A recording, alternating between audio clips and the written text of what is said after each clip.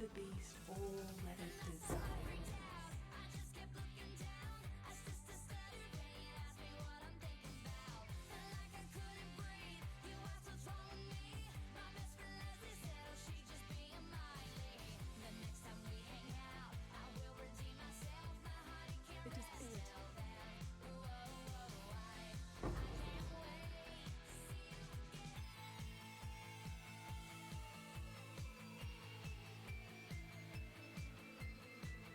I got my sights set on you, and I'm ready to aim.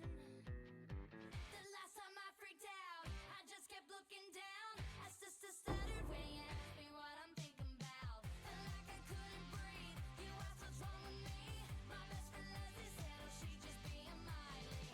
The next time we hang out, I will redeem myself. My heart it can't rest till then. Whoa, I can't wait to see you again. I can't wait to see you again.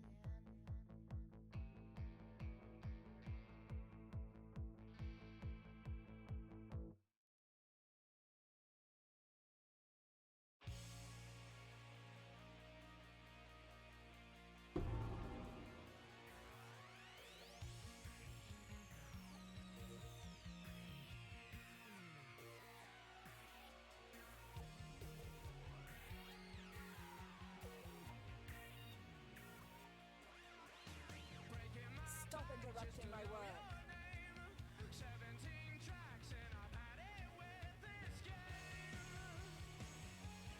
Playing with fire will get you burned.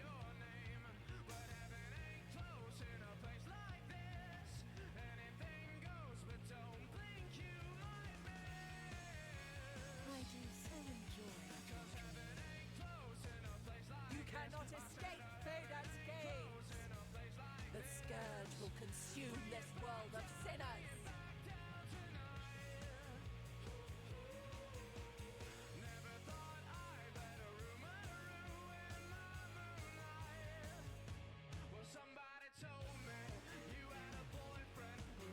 You will know pain.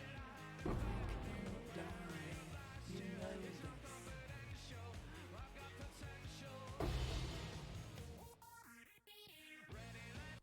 Hey guys, how's it going? Jared here. And I noticed that my Sanctum run got a decent amount of views, so people were asking or wondering a whole bunch of stuff about this build, so I decided to make this video to explain a little bit about it. It's going to be a bit of a ramble because, I'm too stupid to edit, but basically, the core concept of this build is Relkesh's Impatience boots. Now, the line reads, minimum endurance, frenzy, and power charge is equal to maximum while stationary. Now, you might notice these boots are disabled.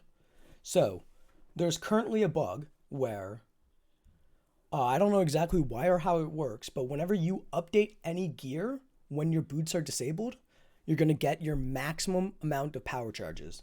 Because there was another setup where you would swap weapons, which would give you enough strength to enable the boots, and then you would swap back, which would disable them.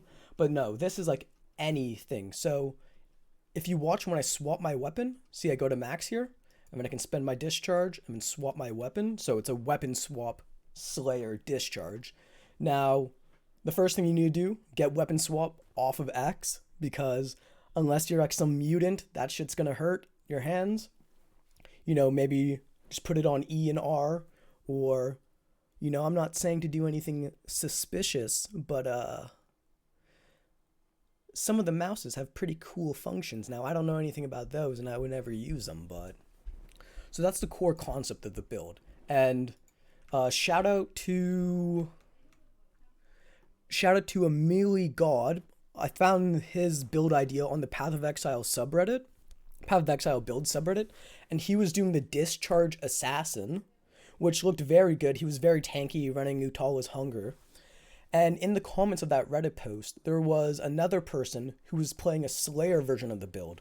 Now on PoE Ninja, his name is ChargesTogetherStrong. If you just look up level 100 Slayers and Discharge, you'll see him at the top. And basically this tree and core concept is copied off of him, and then I made some minor adjustments to change just how I like to play. So the reason why I went Slayer over Assassin is because Slayer has this node right here, Masterful Form, which is your endurance charges are equal to your frenzy. And then with a badge of Brotherhood, it's your frenzy is equal to your power charges. So the whole concept of this build is a power charge stacker. So, we have one power charge from my Void Battery, one from the synthesized head, or you could also get I believe it's Redeemer or Crusader. It's one of the two. And 2 power charges from here. I got this ring for a steal of a deal yesterday. I was playing this build for a couple days with 11 charges. But this is one of the biggest things you can do, because I think every extra charge is like 9 million, but that's on a padded POB because you're not going to have full exposure, uptime, and a bunch of other things, but I still one-shot or 2 to 3 shot all the stuff I need to, so, +1 here, and then that's getting mirrored. These gloves are pretty big. We'll go back to them later in a second here, but we're basically just all stacking power charges, and we also have another power charge on here from the tattoo. A couple questions I've gotten about the build here are, is it just made for Sanctum, or can you map with it? You definitely can 100% map with it. I think with my flasks up, I'm around 75 evade, and a bunch of other stats. I have 100% suppress and almost 5k life. So this build is definitely not ZHP, but I'm a Sanctum rat, so I've just been in Sanctum 24/7 just because I really find it fun. But you could definitely map with this build. I wouldn't do tight maps like Crimson Temple just because they kind of mess with your discharge. So, to each their own. Another common question I got asked is Mage Blood good for the build? The reason I don't think Mage Blood is too good is depending on what flask you get, you could probably change stuff around the tree, but like you could probably drop this like suppression and movement speed node because your quartz flask is going to give you like way more suppress. But I haven't looked into it too much, and it doesn't seem that good because the 20% CDR from this build is just too big for quality of life. I mean, because it just gets your discharge on a lower cooldown. There are a couple bugs with this build that will not cause you to get your 13 power charges. So if I go back to town here real quick and I swap to Soul of Tuguhama. So anything that has a line while stationary or while moving actually bricks the build. So if you upgrade your Pantheon to Tuguhama, this reads regen 2% of life while stationary. So if I go back, and then I'm going to discharge here, and now watch. See, I weapon swap, and it's not working. It just does not generate me any charges sometimes. See? So you can see here, I am swapping my weapons. But see, if I'm moving and I do it, see, it doesn't give it. This one's the same as well. Moving while bleeding doesn't cause you to take extra damage. That also bricks the build as well. And I believe there's an Abyss Jewel mod that gives you evasion or something while moving, and that bricks the build as well. Alright, going over all my gear here. So my first weapon to have is a Void Battery. You just want good critical strike chance. If you have 13 power charges, you're going to be 100% crit. When I had 11, I think I was rocking 97 for the longest time, and that felt completely fine. I've been able to do no boon Sanctum runs with the 11 charges, so you definitely don't need this level of investment with these 2 rings, because those are the huge things. Get a high roll Malachi's Loop with 16% spell damage per power charge. Weapon swap, the exact same thing. In this head, it's just a random head with +1 max power charge and, life and res. Now, this enchant, GGG recently made a bug fix saying that the wording on this helmet was incorrect, and it actually gives 0.05 meters to discharge instead of 5. But after testing in POB and testing in-game, looking at the radius, if it was 0.5, my discharge wouldn't go past my HP bars here. Let me swap my Pantheon so I can show you guys. So we'll just swap to the bleed one. Poison, I mean. So as you can see here, you know, obviously it's a radius, but the pulse, I can hit mobs. Let's try to sneak up on these guys here. It's really weird on Blood Aqua, but you can see I'm hitting them past my HP orb. Like the pulse goes probably about here.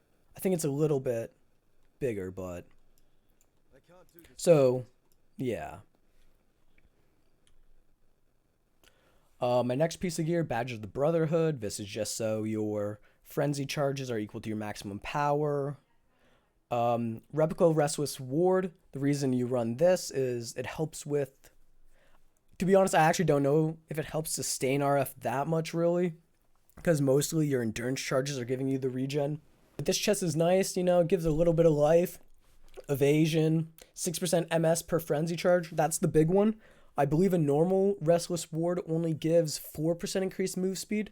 The downside of this is -2 to maximum frenzy and endurance, but since they're all based on your power charges, it's a non-factor. +2 AoE or +1 Socket of Gems is a huge upgrade for this discharge. Currently my discharge is level 26, and a +1, +2 chest would be an insanely massive DPS grade as well, but I think that's a 1 in like 50 something from temples, so currently I'm using Kalandra's Touch. I got this for about 55 divines yesterday, and then I got this ring for a steal yesterday. So before this, I was running 2 Chaos Res rings with just, you know, life, you know, generic flat damage, generic damage crafted on. I got this ring for a steal of a deal for 35 divines because I lose life because of this, but it gives me a bit more stats, and it gives me a bunch of chaos res and +1 max power charge, so that's all getting mirrored. And because of the additional attributes, that I don't use any strength tattoos because we have to disable our boots, but this ring gives me 4 extra tattoos I can put on my tree because it's, you know, 2 more dex nodes and 2 more int nodes I can nuke, so that's pretty big. And it helps also make up for a bit of my lost life because of the HP I lost on the ring. These gloves are pretty big. There's a pair of unique gloves that give you a bunch of damage per charges. It wasn't a huge DPS upgrade over these, and I like all the res and stats these one gives. I needed 6% chance to suppress spell damage to cap it, and then a nerve on hit is really good. Even though we don't attack that fast, 25%, you know, it's free damage. The big note on here, though, is 48% increased damage with hits against chilled enemies. Every time you discharge, you're basically going to chill, and every time you hit, I believe you're leeching. The belt, so before this, I just had a random belt with some stats, life, and res on it. It also had 12% cooldown crafted on it. I upgraded to this one because I didn't need res on my belt anymore, so I just looked for a Stygian Vise with a huge life roll and 20% CDR, so I can get my discharge down really low. And then rel caches, I was a dumbass, and I was like, let me get one with a good chaos res roll. But the boots are disabled, so literally just get whatever cheapest ones you can get. Currently, I'm just leveling up, 3 Phantasmal Discharges, and the Vengeance here is what's disabling my boots. And then going over my flask, this was, I had to think what I wanted to do for this flask setup, and I'm not sure if it's completely perfect. Another bug as well is if you have bleed on you, you will not generate charges because you're moving. So you need unaffected by bleed, or you need immunity to it. Because if it bleeds on you and you're not taking damage from it, it still counts. So currently I just have a quartz flask for phasing, and that has evasion on it, so I can, walk through the mobs. Pretty nice in Sanctum too. You can just, if a mob puts up like an ice wall or whatever, like the rare one, you can just walk through it and not get trapped, even though you have like flame dash, that's always up. Stibnite, I just did this for a little bit of extra defense, a bit more evasion because we are an evasion based character. Curse effect on this flask. This is where I get my bleed immunity. And then we also have Rot Gut, and Rot Gut is pretty cool. It when you use it, it eats your charges and gives you onslaught. So if it eats your I have it currently on use when charges reach full. So sometimes it'll eat my charges, and that's whatever. I mean, I don't really notice the damage loss, and it's up like so often, so. Alright, going over all my skills. So in my chest here, I have a Phantasmal Discharge. So I have a bunch of alternate qualities. You definitely do not need these to start, but this is what I think is really good. Yeah, I'm just going to move here so I don't degen. Because when your charges fall off and you have RF on, you're going to start degenning, so that is one thing you have to look out for. Just don't like AFK with your RF on. But yeah, so we have Phantasmal Discharge linked to an Empower, Second Wind, increased critical damage support, divergent power charge on crit, and anomalous increased critical strikes. So this is just, you know, trying to get as much levels, as much multi, and as much crit as you can.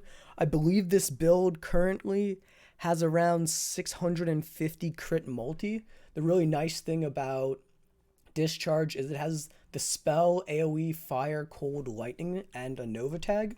So if I look at one of my gems here, that's a bad example. We can go to this one here.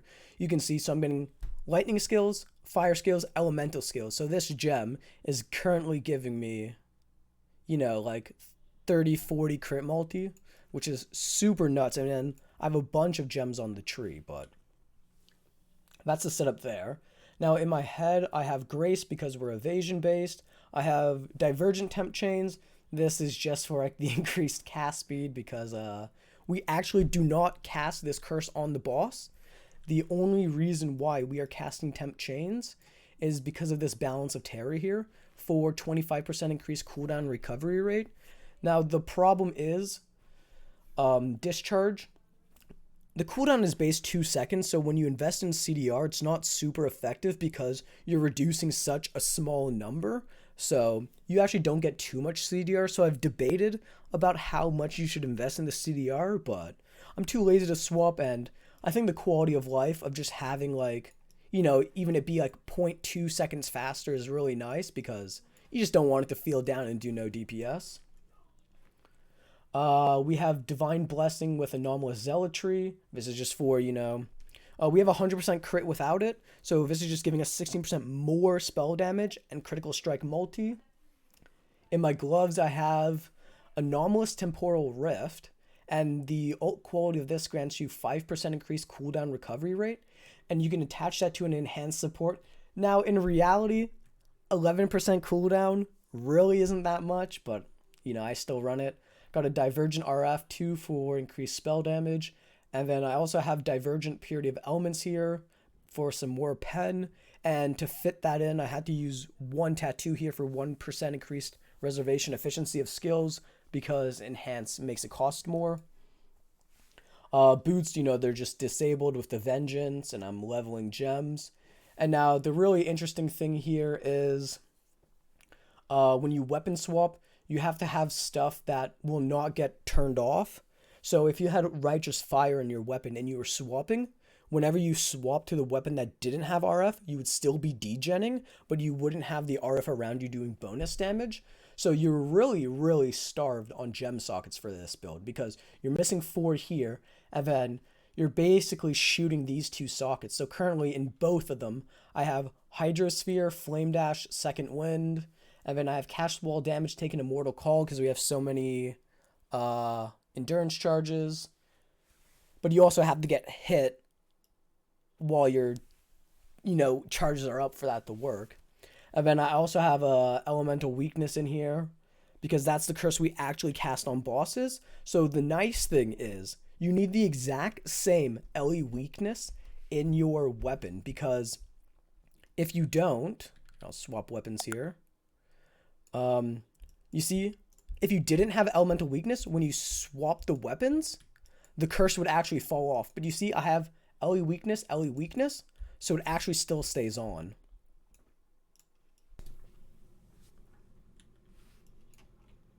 Alright, going over the tree, you know, we picked Slayer. Masterful Form's the most important one. Brutal Fervor, it's like whatever. Bane of Legends, we don't, it really sucks because, cannot take reflected fizz damage. We don't do any fizz, but then we get more ailments and 10% more damage if we killed recently, which is super nice for mapping. And then we also just take the call because it's nice on bosses and all that other stuff. So this tree is pretty standard. We, just path for a bunch of evasion. We go get Mage Bane here. So one thing you have to be careful about is you want to have a 100% chance to suppress here. Now this node right here, a lot of people get baited, Revenge of the Hunted. Make sure when you're testing this, you are not on full life because you have to minus 10% spell suppress from this. So the other thing too is, you see I have a lot of dex nodes and I do have a fair amount of tattoos on here. I need to stay at 200 dexterity or else I'll go under for Mage Bane because I lose too much dex. We're rocking a Militant Faith here with 4% increased area damage per 10 devotion. I didn't look for anything too specific other than 4% increased area and Inner Conviction. Inner Conviction is one of the massive damage scalers in this build. You go get this tattoo here. I'm only level 96, so when I level up, I'm going to get this gem socket down here, and I'm going to get Wind Dancer because since we're not an attack build, this just gives us 10% more chance to evade if you've been hit by an attack recently. We just pick up Suppress, Suppress, Life, Power Charge, Crit Multi-Jewels, Crit, Life, Crit, little Strength node here. We have this Cluster Jewel here, and we're also an EB build. So what this Cluster Jewel is 0.2 elemental damage leached as life. This is what's giving us our leech on this build. 10% all res and 30% increased LE damage. Can't say no to that. This is an interesting part of the build that I'm not 100% too sure of. This is why I say my POB is padded because of the exposure. So this node here, Cold, Fire, and Lightning skills all have a 25% chance to apply exposure. So, and that is minus 10%. Now, I used to run Wave of Conviction, but since I'm a Sanctum runner, the mobs would never really hit me, and I had it linked in this castable damage taken setup, and I was finding it was never going off, and I was still, one-shotting all the guards and, 2 to 3 shotting all the bosses. So I decided it wasn't necessary, and I decided to fit in LE Weakness, which was a huge upgrade to the build. The way we get exposure on the build too is we also rock a Hydrosphere, which drenched enemies have cold and lightning exposure. And then we don't have fire from Wave of Conviction, but all of our exposure is going to get converted to 18.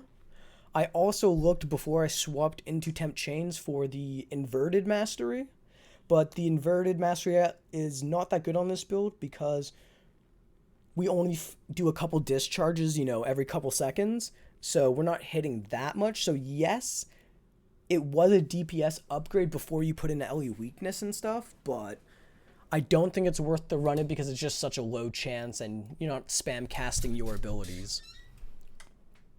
And then we also have Eldritch Battery. That's so we can reserve all our mana. And then more jewels and crit. The other important jewel in this build, Balance of Terror for the cooldown reduction. You don't have to get the second mod, but the other mod is action speed can't be slowed below base value if you cast Temp Chains. So that's nice because I'll always, have my base movement speed. I don't think there's any good Balance of Terror for elemental weakness for this current build, so this is probably the best Balance of Terror you can get.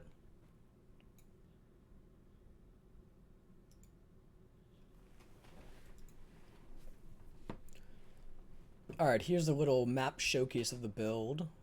So, you want to turn on your RF, use your Zealotry and Temp Chains. The annoying thing is there's not enough room for increased duration on your Zealotry, so you have to re-up it every basically 10 seconds. But that's also nice in this case because for your Balance of Terror, your Temp Chains is also every 10 seconds. So if your aura comes off, you need to do this.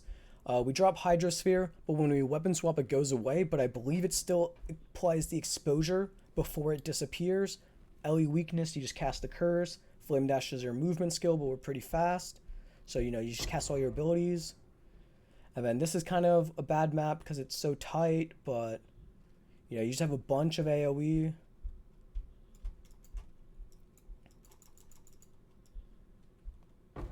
Oops, skipping the essence mob. I'm just trying to find the boss here to showcase the damage. You can see here. I don't even have my Zealotry up. I'm not even like watching my buffs right now. We'll go here. And yeah, just make sure you don't like degen. That's why you have a life flask.